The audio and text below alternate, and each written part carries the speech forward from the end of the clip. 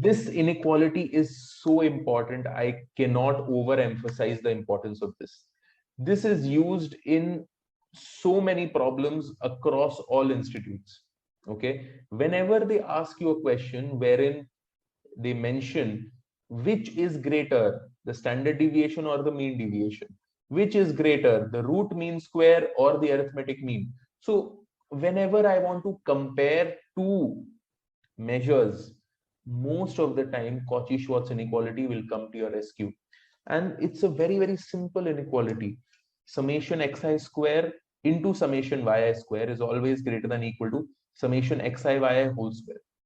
Okay, this Cauchy Schwarz inequality can also be remembered in this particular fashion, that variance of x is always greater than equal to 0.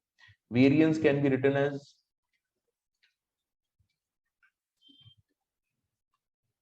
okay, so summation 1 by n square summation xi square greater than equal to x bar can be written as 1 by n summation xi square, or this can be transmuted or written in this particular format. Summation xi square into summation yi square greater than equal to summation xi yi whole square. Okay, ठीक है. This is what it is. It's extremely simple. So the Cauchy Schwarz inequality will come to your rescue time and again. All right.